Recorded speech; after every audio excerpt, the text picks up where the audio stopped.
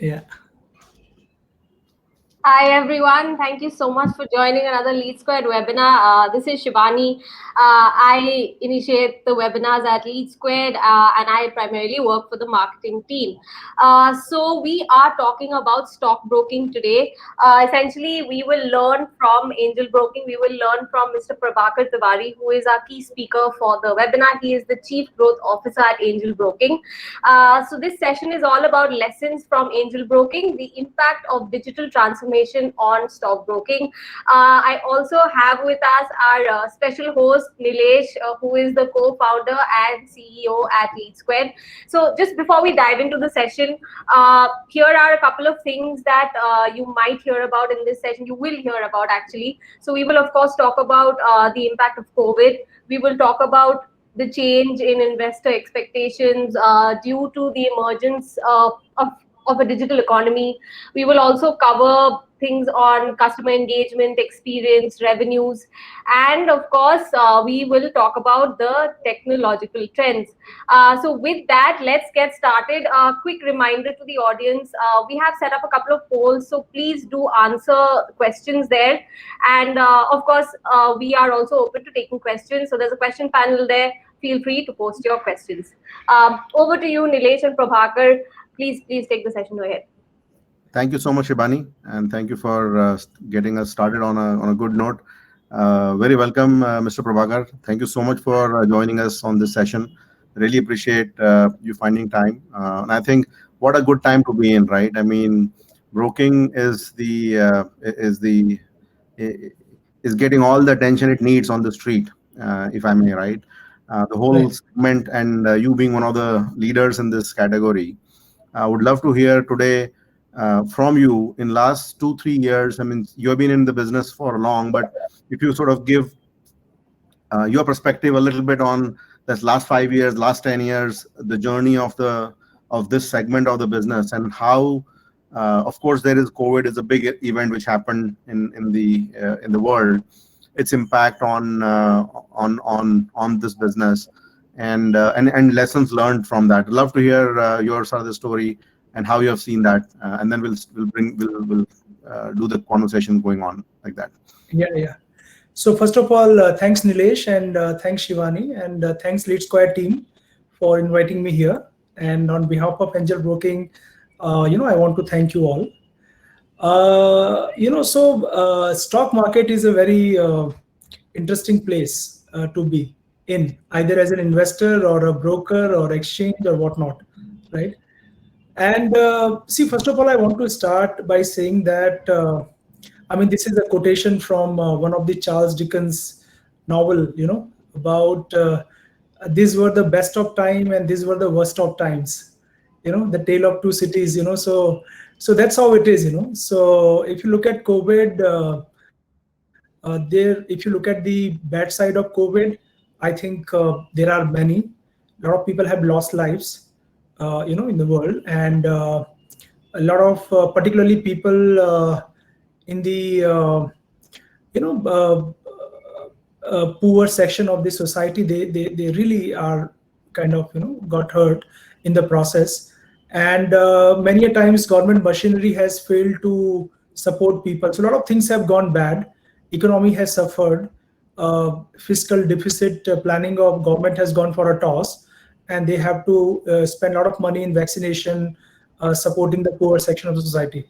However, stock market is rising like there is no tomorrow, and the positives are because somewhere stock market has always been a favorite of many people. However, they never got the time and efforts to spend on it, which working from home made possible. And that's when we saw in March 2020, suddenly when there was a big drop, almost like 30, 35, 40% drop, even for the quality stock prices, it was like a fire sale. It's like a big departmental store full of quality products on deep discount. And a Go lot and of, buy it. yeah, big. So a lot of people entered stock market that time. We saw a massive rise in new demat account opening during that time. And since then, market has started going up, first slowly and then suddenly a sharp rise, and people made money, and people thought making money is so easy. It's like taking a stroll in the park. Okay, so people went out, told their friends and family that, look, I could make money in stock market, you should too. And that's where second line effect started happening, and a lot of more people entered the stock market. And since then we have seen the record numbers. I can just tell you some numbers. So in FY20 we added in total around 5.6 lakhs customer, and in FY21 we added around 26 lakhs customer. Wow. So it's like 2 million incremental customer in a single year. And I'm very happy to share with you, it's a public information. A couple of days back we have crossed 5 million customers client base milestone. So very happy for my team and for my organization. Now COVID, also let's understand a couple of points. See, in our country, the interest rates in FDs and other government schemes were on a high, artificially, and now those corrections are in place now. And also the gold is not so exciting asset class anymore. And similarly, there has been correction in real estate for almost a decade now. So fundamentally, when you go to a asset class like stock, I mean, that's inherently risky, inherently volatile. You need to have the right risk premium. And I can tell you that if your portfolio is of quality companies, you can at least make, say, a 13 to 15% kind of return over 2 or 3 years. Whereas today, the FD will be around 5.5 at best. So there is at least a 8 to 10% risk premium, and that risk premium makes stock market very exciting. So so I'll tell you. So see, the beauty of inflection point is that it looks so difficult to reach that inflection point, and once you reach that inflection point, then the magic happens. We believe India today we have reached that inflection point. So the initial push was from the COVID. After that, people making a lot of money. After that, people saving money in commuting and kind of socializing and putting that money in the stock market. The worry of the people to look at their financial future and figuring out that in the current investment track will not take them anywhere. But today, the factors are different. Today, the factors are many asset classes are not really working.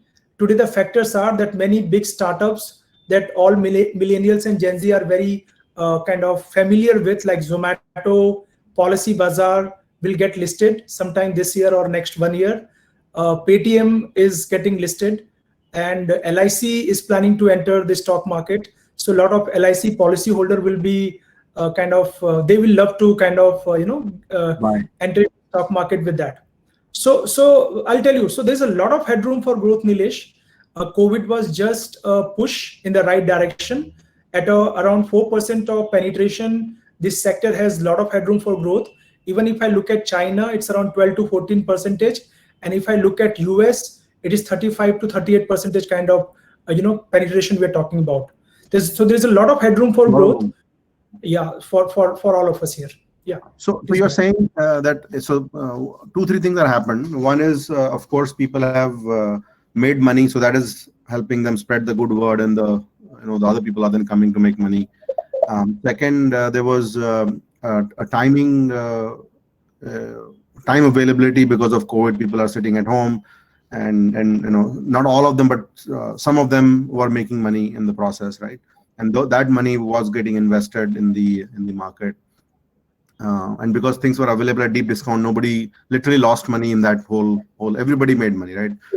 Literally, right? So now, and then the point which you made about the penetration being low, so there is a lot of headroom to grow. So can I say, or is there an inference one can draw that this is not a reversible trend? Like tomorrow, when everything opens up, people will stop trading less, or it is going to be, because the base is available, there'll be new customer will be found, and hence maybe there'll be people who may exit the whole trend right now, but there'll be new ones enough which will come and more, which will fill the funnel, and there'll be, the market will continue to expand. So that's That's so. Is that how you look at it? Like, what's your view on the reversibility of this whole point?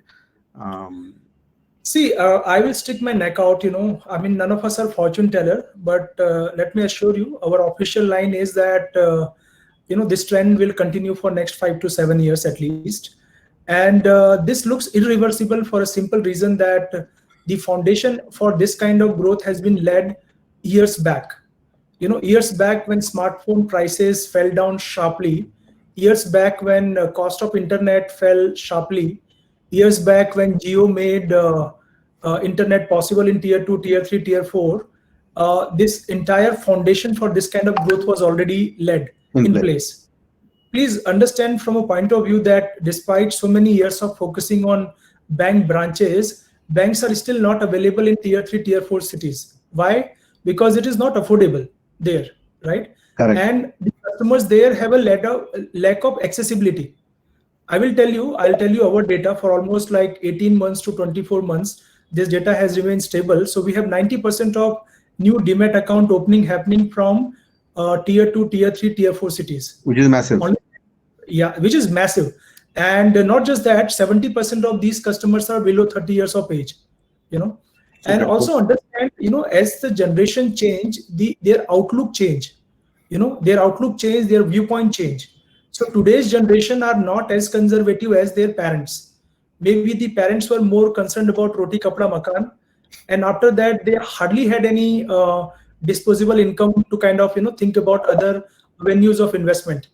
And they came from an era where they have seen real estate prices rising massively.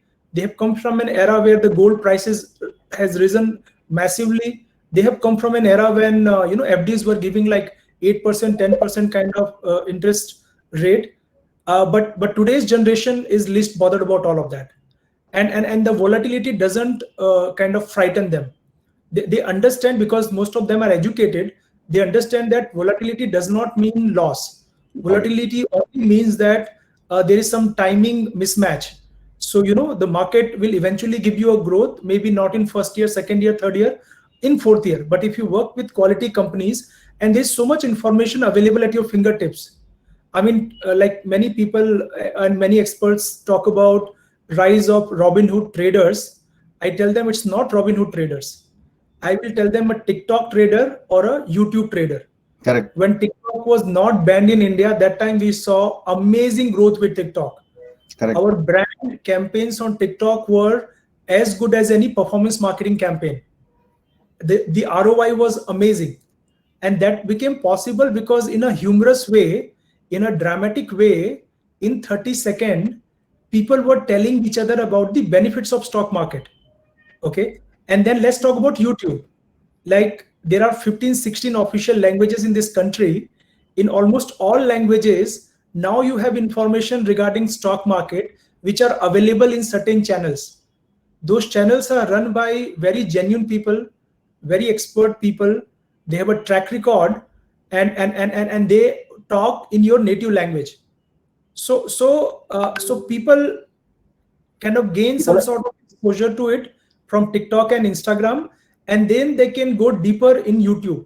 And that's why I believe this is irreversible. The smartphones are in your pockets.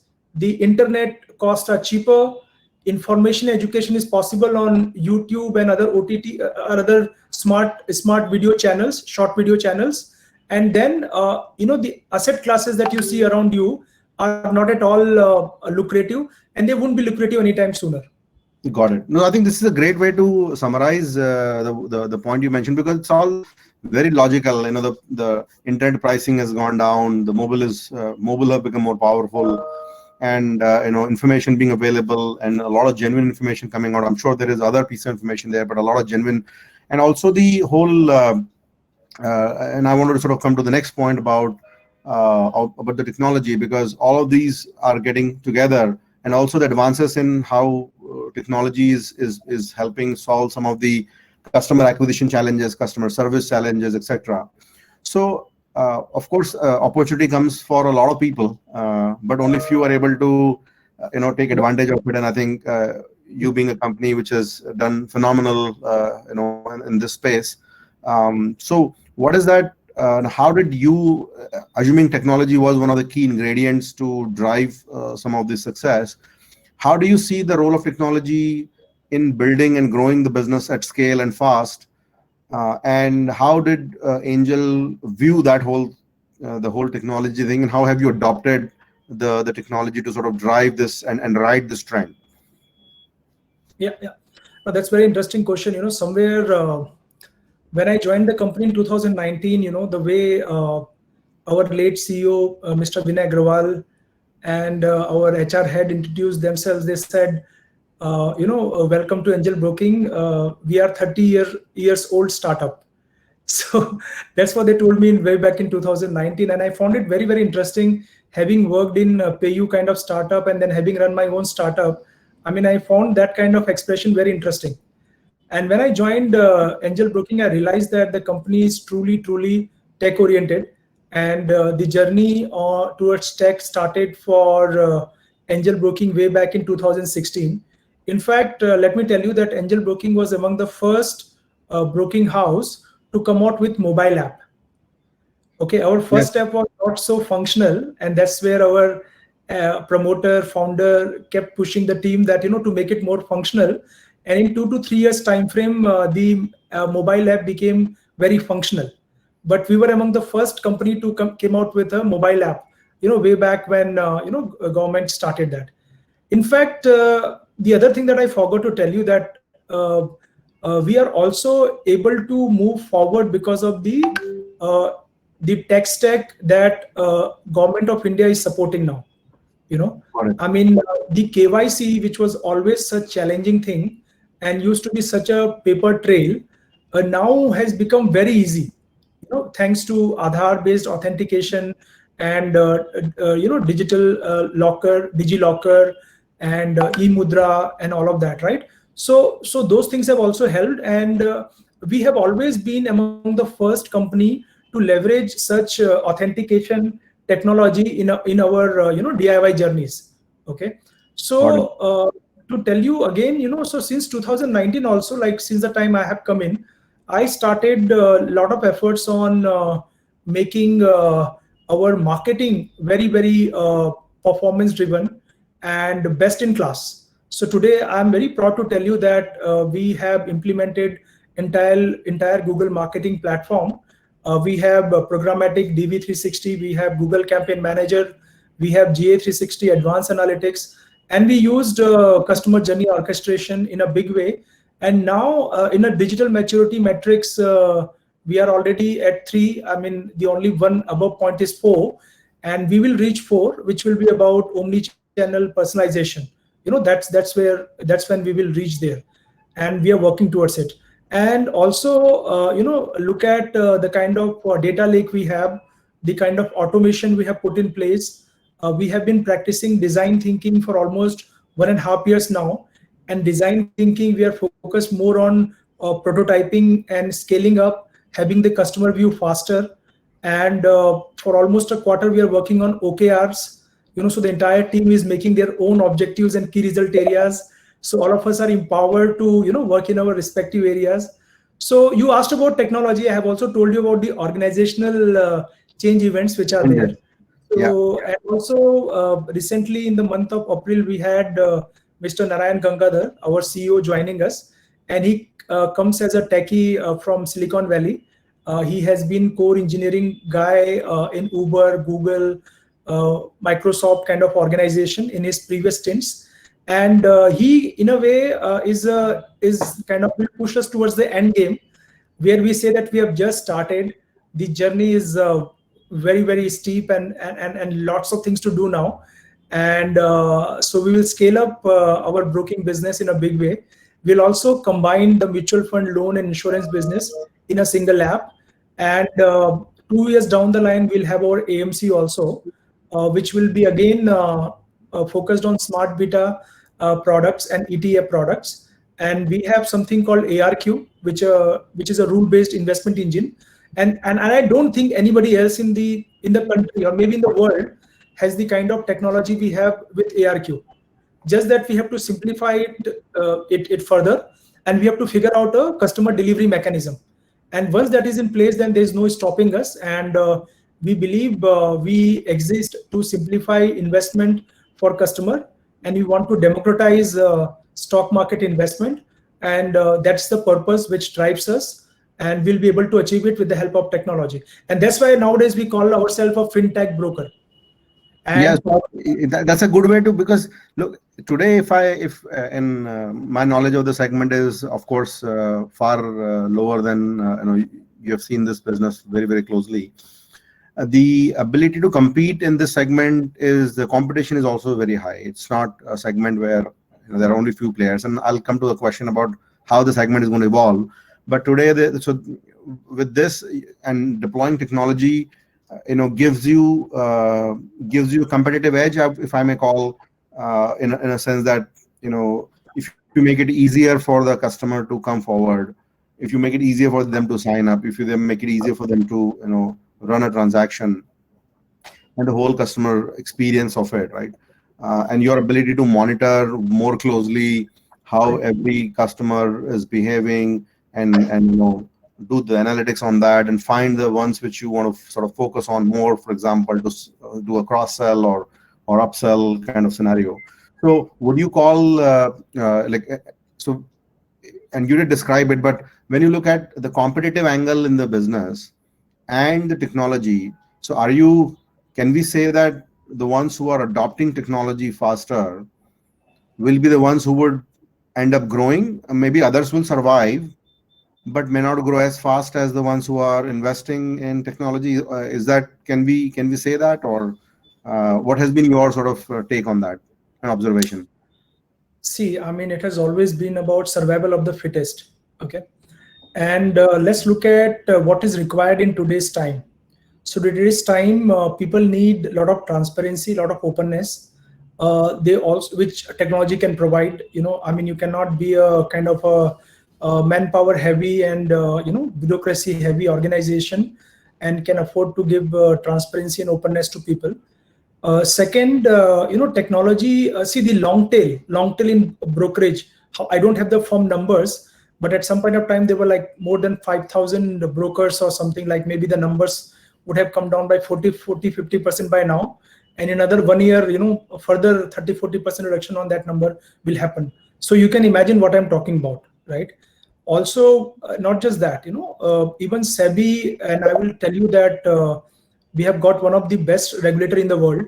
I mean, we are, the best regulated market in the world. I mean, I have not only saying because I'm in this business, I have also read books for last 40 years, what has happened in our business. And, now even SEBI is pushing towards margin funding regulation.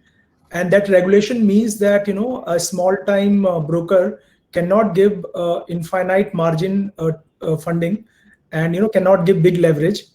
Because of which what will happen that, the margin funding leverage will be similar across all brokers. So the customers will like to do business with well-known brokers rather than some, unknown small-time brokers.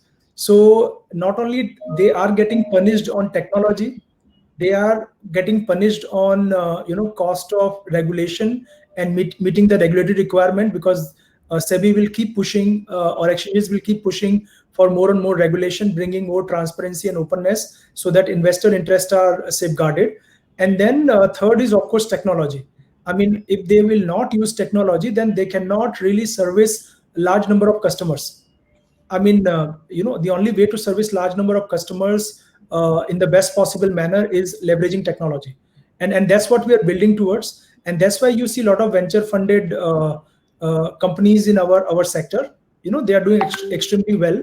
And we are very happy to have them as a competition, because having so many of us is bringing a lot more saliency to these sectors. A lot more discussions are happening out there, and which is making customers make the right choices. So as the space evolves, and this is a good point. So one thing is very clear, that if you're not adopting technology, you will have difficulty in serving the customers, especially the retail side of the house, the place where you have the most number of customers, right? That will be extremely hard to serve. The cost will be, the business will be unviable.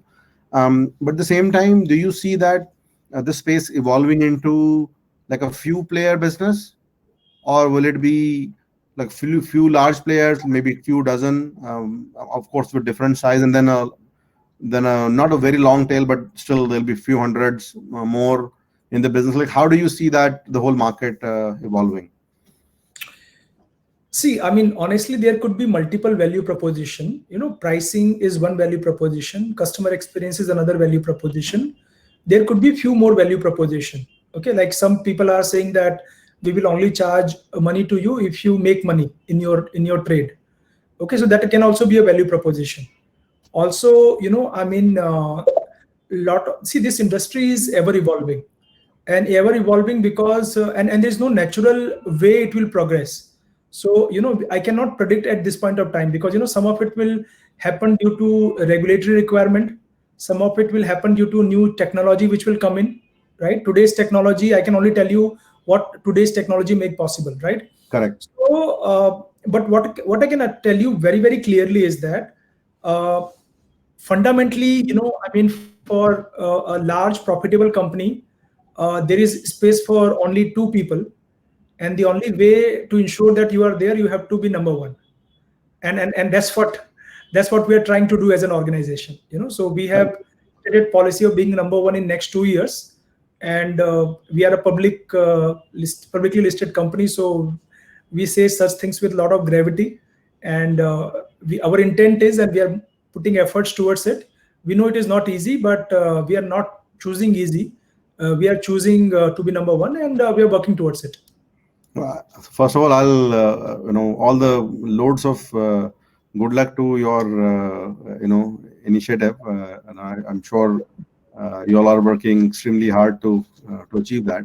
And it's interesting you say that it will be a two-player game, but would you not count the companies who already have customers as your potential competition, people who have like a telco? I mean, I will use word telco because telco already has customers, right? And people like other payments companies and whatnot. So because they also have consumer data in some form or the shape, and they can figure a method out to reach to them. So do you see that side of the house also coming as a competition, or the regulation would not allow that to happen as it stands? See, there's a McKinsey framework about how to look at fintech companies. Okay, I will not go details of this framework, but I can tell you a couple of things. Two important things are there. One is kind of the scale you want to play, and second, the technology, which is a high or low. Okay, why would Apple get into fintech? Just to get more closure to the customer in terms of financial services, right? I mean, that's why you will do something like that, right? Right. So this is available to everybody. So as a brand, if you trust me as a brand, and if I have some role to play, technology is at the core of my existence, and if I can offer you some credible services using tech, you will definitely try it, right? Isn't that natural? Yes, it's very natural. Yeah, but the question is, so everybody is a competition fundamentally. However, we believe there is something called domain expertise. Okay, last 25 years we have been in the business. Our founder promoter has seen many kind of burst cycles and kind of big cycles and all of that, right? So somewhere we believe that there's certain tendency, there's certain cycles in which this will happen. We have the domain expertise, and we are not treating it as a sprint, not at all. It's a marathon. Okay, and we are in no particular hurry. I mean, if you can wait 25 years to be here, I mean, we can wait another 25 years. Who knows, right? But the good thing is, you mentioned earlier in our conversation about the evolution of the business. So you're saying today we are doing a product. Now we will expand the product portfolio and do, so it'll become like a more broad-based financial services, application or a product, and so that will have the opportunity to sort of serve more products to the customer. But do you see wealth as a piece in it? Like, do you, because today the customer is coming for a certain type of, they view view your brand as a certain type of service that you offer, right? A kind of product you offer. But if as the wealth grows for people, the whole wealth management space will also become attractive for because you already have the customer, right? So is that also one of the key products do you see moving forward, apart from the products you talked about, or there is just the regulation won't allow it because you also have an AMC and a insurance broking license, that you cannot do all of this together? Like, what's the because I see that as a space from an outside in, because one thing which you said, that the I won't say the ultra wealthy, but the wealth is going to, more and more people will have money because of the standard of living goes up, people will have money, which means they will need wealth managers to help them out, isn't it? So that space is also going to evolve or grow. So is that a part of the play? And the second is, what else can happen from here? Because is there a and I may steal this word if it is there, but is there a path to be a bank, from where you are, or going and acquiring a bank? I don't know. I'm just making this stories up, but love to hear what do you all think? Yeah. No, so if I tell you specific terms, no, that will be like what we say speculation. Yes. And nothing hurts speculation. But I will tell you a few things, few fundamentals about my organization. So first of all, we have a laser sharp focus on B2C. Okay. And that's a choice the organization has made long back. If you look at the peer group of Angel Broking, when we started, is a full service independent brokerage house. A lot of our peers have decided to move into multiple directions. Okay, but we have not. We have kept a laser sharp focus on our B2C. And Okay. they're also since 2019 in B2C, despite having a mutual fund loan insurance business also, we decided to stick with, broking business. Okay. It's like, sometimes we talk about being Coca-Cola. So carbonated beverage is not good for health. That's what people say. And we have seen this Cristiano Ronaldo case where he kind of put Coke aside and, picked up a glass of water, But the fact is that, and of course, Coke has a lot of other energizing drink, healthy drink also, juices also. But if I remember correctly, almost 60% of the top line, bottom line of Coke will be through Coca-Cola. Okay. So 2 years back, we told ourselves that we have to think like Coca-Cola. I mean, we have mutual fund loan insurance, we can talk wealth, but if we talk all of that, we will get lost. Fundamentally, there is one product which we understand. We have the domain expertise. We have changed our business model. We have the technology, some more tech stack we're building. So we'll be razor sharp focus on that. Got and it. that years of focus and a lot of hard work has got us here. That today we can call ourselves without raising eyebrows that we are a fintech broker. And we are giving any venture funded fintech company run for their money. That's right? amazing. So that's where the laser sharp focus and the guardrails has brought us here, right? Now what are we saying? We are talking about next 2 years. We are saying that we are focused on making a super app. The super app will offer the same customer journey for mutual fund loan insurance and equity market investment, right? And then we are saying 2 years from now, we will get into AMC, which will be on the back of our ARQ rule-based investment engine. And we will focus more on passive investment in terms of smart beta products and ETFs. That's all I have clarity of. That's all we are concerned about. If we can execute this well, then maybe we can talk something more 2 years down the line. Got it. So I think that's a great point, right? I mean, this whole concept of diversification may actually return a poor yield on the capital as well. So it is best to deploy it where you have the ability to lead the market, or Nilesh, the other point is, when you're a venture funded organization, you will throw your weight in multiple directions, hoping that something will stick. Yeah. Okay? And maybe you have certain KPIs, certain numbers to make up. Correct. No such pressure. we have been running for 25 years. We got listed. We have a public money, but we are responsible for that money. We are responsible to our shareholders, right? And we are in no particular hurry to kind of get into a new business just for the heck of it. We rather like to have the tech stack, and that's what our CEO, Mr. Narayan Gangadhar, will work on, with the rest of the team, and get the tech stack in place. Once we have that tech stack, that will allow us to take the next leap. But now we are happy to talk about a very big goal we have taken, and it won't be easy. For sure it won't be easy. I mean, we have a very formidable competition. They have many tricks up their sleeve, and and so have we. And let's see where it takes us from here. No, absolutely. No, I think you're right. I mean, the whole point of having laser sharp focus will be essential if you are in a segment where you are. It is, as you also mentioned, it is a competitive segment, and people are eyeing for it, and you have been the early mover in that on the tech side of the house, and so there's no point in giving away the lead you have been able to create, and sort of continue to focus on that to make it big. No, I think that comes in the for the management and for the entrepreneurs all the time. Like, do I do additional things or just continue to better what I'm doing already? And so that's that balancing act is there. But when you look at the you talk about the venture funded companies in the space coming in.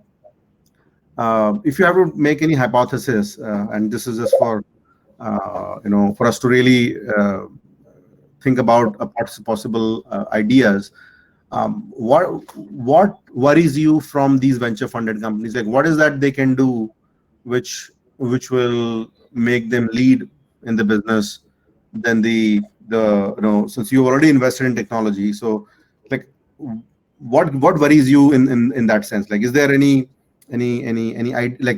you'd like to share? See, if I will say that nothing worries me, no, I mean, you will not kind of believe me. See, the only worst thing which can happen is that if a venture funded company, for whatever reasons, make it a loss making proposition. Okay. Because we will not go loss making proposition for sure. And let me assure you, I can't share my numbers, but I can tell you that we are highly profitable. And we are highly profitable, and we are able to kind of recover the cost of customer acquisition in few months' time. Okay, so that's not a big deal for us. And the customer lifetime value is, of course, a lot more. So at best, they can make it a loss-making proposition for themselves, and they can do XYZ things. Having said that, I mean, we will get our fair share, because I think our brand is very strong in retail segment. And sooner or later, people will burn their fingers and they will come back to us. We believe that we have transformed being from a full service brokerage house to fintech broker that we are today. And we have multiple platforms, like we have Smart Money for investor education. We have Smart Buzz for information. We have a Smart API for algo platforms. We have just launched Smart Store, for curated fintech startups, for customers. So we have multiple of such things, which will make our platform very sticky.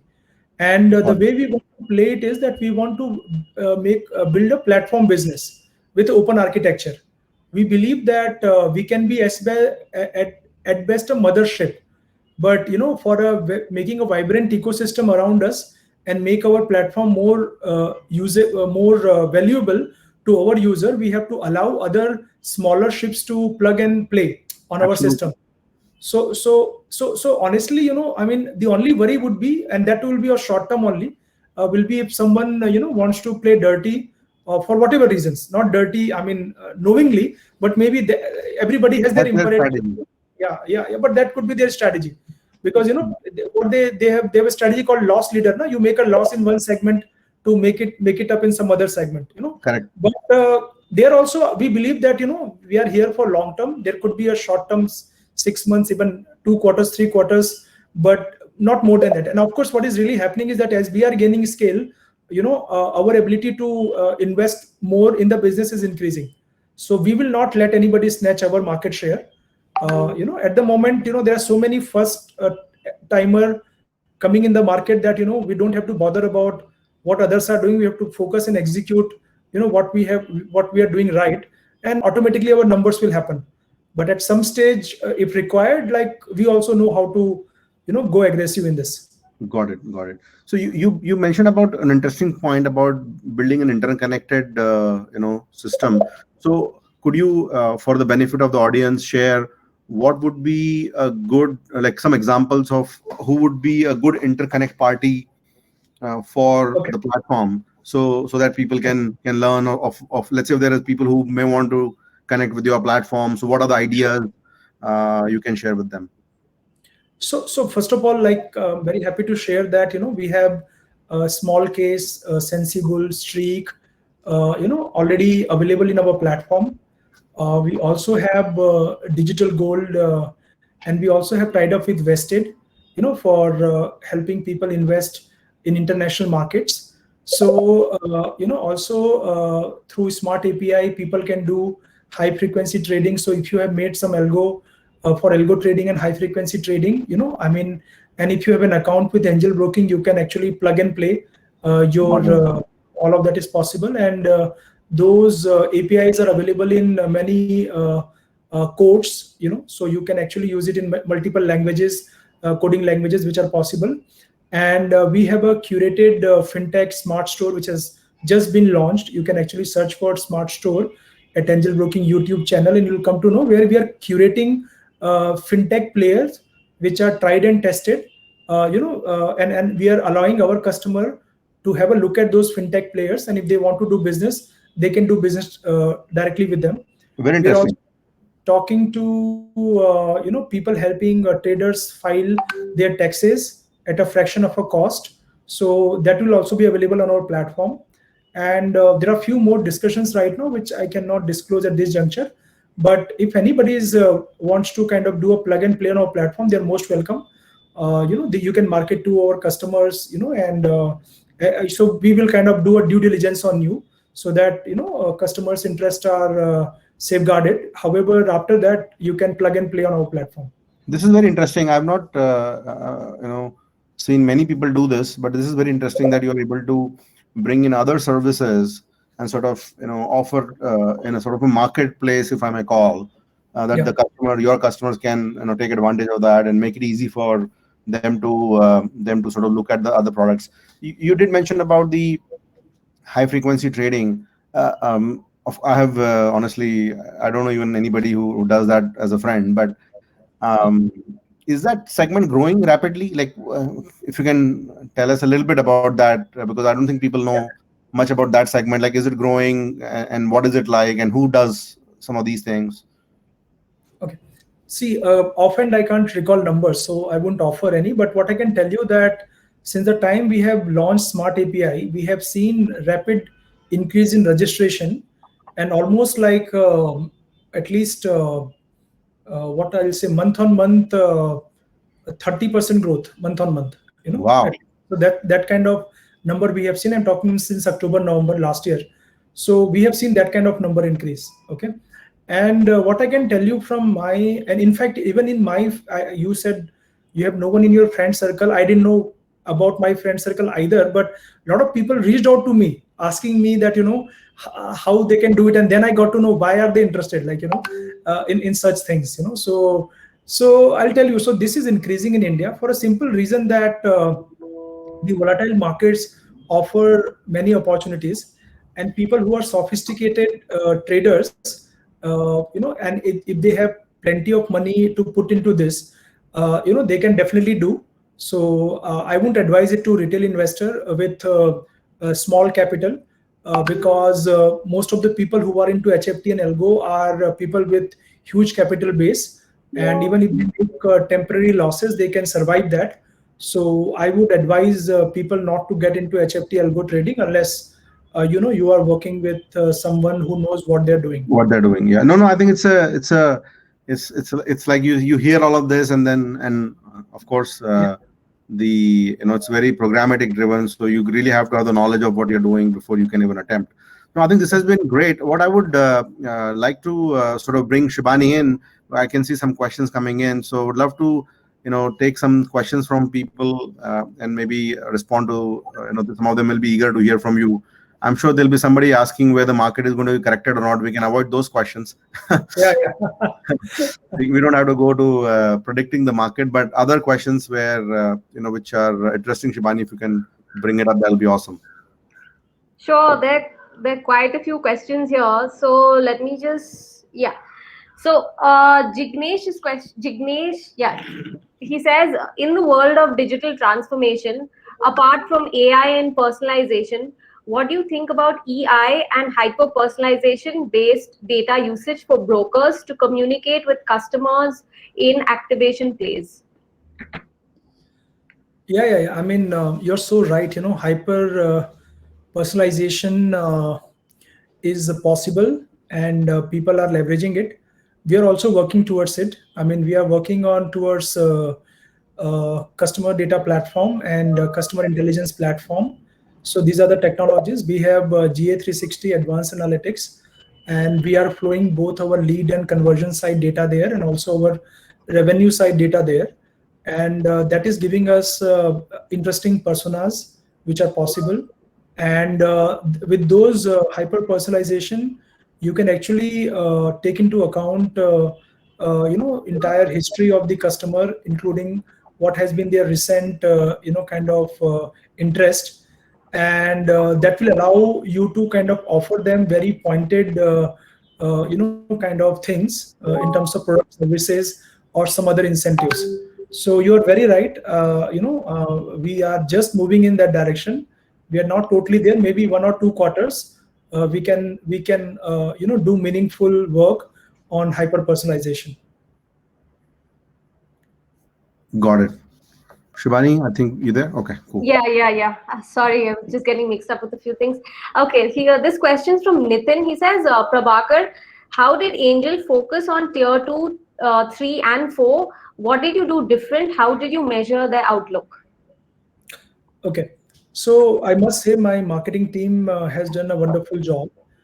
They have focused on 3 V's, and the 3 V are like voice, video, and vernacular. So almost for a year, like, we have focused a lot on our content marketing and making our content, be it a blog, be it a podcast, be it a video, be it an infographic, even our website, knowledge data, and all of that available on multiple languages. And so that is one. And second, we are focusing a lot on the voice as a platform. So we have a chatbot in our website. We also send our chatbot links to leads who do not convert. And there also we have a voice as an interface. We fundamentally believe that in a country like ours, where people are not literate in terms of writing or speaking English and sometimes Hindi, I think voice is the right interface. And we are seeing tremendous success, though we believe that in voice we have just started. There's a lot more to do. And video also, because video is far easier. I mean, people won't like to read, and that will tell you that why YouTube has the better daily active user, DAU, than Google, because people love to search in YouTube and watch the video rather than searching in Google and reading the article or blog. They would rather see the video. So these things have definitely helped us. We learned a lot from TikTok and then Geo. And after that, we used all, MX Takatak to Roposo. So multiple platforms my team has been leveraging. We also look at app usage data in tier 2, tier 3, tier 4. We are mapping it along with the geo usage and other data points. And if you ask about my outlook is that, this is, tier 2, tier 3, tier 4, there's a lot of, kind of hunger to kind of succeed in life, hunger to do well financially, hunger to access same services that their urban counterparts are accessing. So this will continue. And what I will do as a plugin for Angel Broking, that we will remain आगे बढ़ने का smart सौदा for them. That's what we will do. Yeah. Okay. My next question, I think, was partially answered then. It was from Jennifer, who wanted to know what are the investing trends seen in millennials and Gen Z population. So I think you have sort of answered that. I'm moving on to this one that I also am interested in because I keep seeing it trending on Twitter, but I don't have a clue. It's from Devika. She says, what is your take on cryptocurrency? It has become a big fad among the Gen Z audience. Okay. See, I know that this is a very polarizing question, and there are set of people who think in some way, there are set of people who think in another way. And there's no definite answer because I'm not talking about people who are uneducated or ill-informed. I'm talking about people who are very well informed. Some of them are PhD, some of them are multi-billionaire. So I will not tell you yes or no to this. I will just tell you one thing, how you should use this information if you really are interested to know. That cryptocurrency is a speculation in my view. Speculation because so far cryptocurrency has not proven to be storage of value, or neither it has shown any kind of promise to be a currency of future, whatever data point I have looked at. But I won't say that hate it, ignore it, or love it and jump into it. I will just say that it is just like speculation. And if you have certain capital which you can put aside, and if you lose that capital, it will not hurt you. You have not put that capital for your education or your kids' education, for your marriage, or something which is very, very critical in your life in next 2-3 years. Then of course put that money in cryptocurrency and make hay while sun shine. But let me assure you, this is just speculation, nothing else. And if you because and that's the only way in which you can relate to cryptocurrency. There's no other way. Right. Okay. I am moving on to Devasmita's question. She says, what fintech products have you incorporated in your organization and what made you adopt them? See, if you say in organization, I spoke about, I talked about small case. Small case is a kind of portfolio-based investment for newbie investors. So that's there. Then we have Streak and Sensible for complicated, kind of investment where this can help you to kind of reduce your risk and risk management and all of that. Then we have Vested, which is for investing in US markets and all. And apart from that, we also made available digital gold. So these are some of the fintech products which we are offering. There are a lot more which will be coming in next 3 quarters. Sure. All right, I am moving to more questions here. Some of them are very specific to, I think, decisions. Let me just put it there. So it's totally up to you how you want to take it. So Abhay says, hi Prabhakar, any plans to tie up with digital platforms like Policy Bazaar, Bank Bazaar to increase your presence? Yeah. So we had initiated, some bit of tie up with Policy Bazaar. I'm not informed right now what is the current status, but we were working with them and we are open for them. And I think in next 2 quarters, as we will kind of make our mutual fund, loan and insurance business mainstream, and we will give a single customer journey, we definitely want to work with such partners. Okay. Interesting. Yeah. Nilesh, did you like any of the questions here that you want to take up? Yeah, I think this this question I'll is there from Shodhan. The question is, was there any trade-off post shifting your strategy from a full service broking firm to a tech broking with reduced pricing for the customer? And what were the sort of, and maybe I'll just add my question to it is, because reducing price is a dangerous thing, right, for any business. It's a very difficult move to make, and at scale it is even harder. For a new player to do it is easier because they start from zero, but for an existing player to do it, so what sort of went into your mind and how that strategy played out for you, and what part of the strategy played out exactly what you planned for, and some got better, some was not as good as you would have liked. See, somewhere, I think as I told you that our digital transformation journey started long back, in 2016. So in 2019, when we made that call, it was not about reducing prices. It was about passing on the benefit of efficiencies to the end customer. That's how we looked at it. Okay. Got it. And of course, so for us that was not a trade-off. And I can tell you, if you look at our financial numbers, we are publicly limited company, so our data's points are available. So our profits have only increased, and there's a promise of higher profits, and that's because if you look at in the digital world, if you are a digital player, the cost of servicing the incremental customer is almost zilch, and the operating leverages are much higher. So I believe, and our focus, as I said, is B2C, and we want to be mass retail player. So we don't see it as a trade-off. I think, we work towards it. We achieved our efficiencies. We passed on the benefit, and since then we are growing. That's how we look at it. Got it. No, I think that's a great point actually, and because you were able to earn the efficiencies, and using those efficiencies where you sort of reduce that as a way to pass on the benefits to the customer, and in the process acquire more customers and serve them faster. So I think that certainly is a very valid point, and a good point.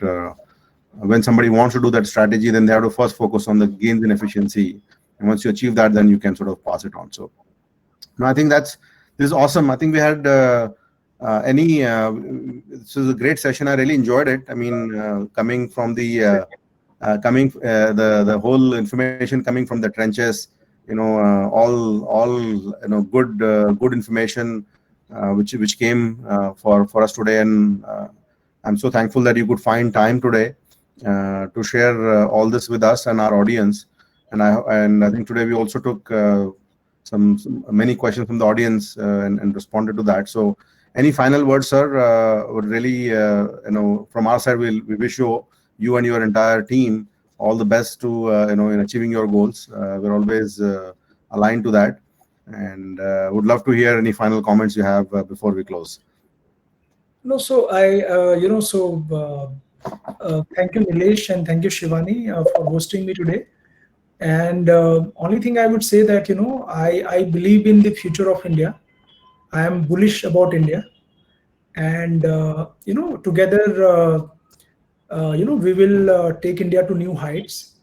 And all of you, the young audience there, and not so young audience like me. So I can. Thank you for calling me young. I'm not so young. So I can tell you that tech is the answer. Tech is the answer, and like everything else, we have leapfrogged in this technology world. Like we leapfrogged from pager telephone to mobile, kind of missing pager altogether. Similarly, we will leapfrog from financial services to see the fintech, and that has happened, and that is the only answer, because it can increase the inclusion. So the poor section of our society, unbanked portion of our society, they can also enjoy the wealth and the opportunities which are created. And I sincerely believe that my organization continue to work towards it, and I want all other organizations to work towards it, and that's where we can all make wealth for ourselves, and also for people who are out there looking for financial solutions. So thanks a lot again for inviting me and being patient as I had this chit chat with you, Nilesh. No, we enjoyed it. I think more than patience, I'm glad you could. We have to send you something so that your throat can be alive, because you spoke for length. So thank you so much. Really, we enjoyed it, and hope to host you again sometime in future. It was a very good session, very informative. Thank you so much, sir. And you have a phenomenal weekend. Thank you very much. Thank you. Thank you so much, Prabhakar. Thank you so much, Nilesh, and thank you so much to the audience. You've been a great audience, and you've answered all the polls. So thank you for that. Thank you, audience. Thank you. All right. Take care, everyone. Bye-bye. Thank you, sir. Bye. Bye.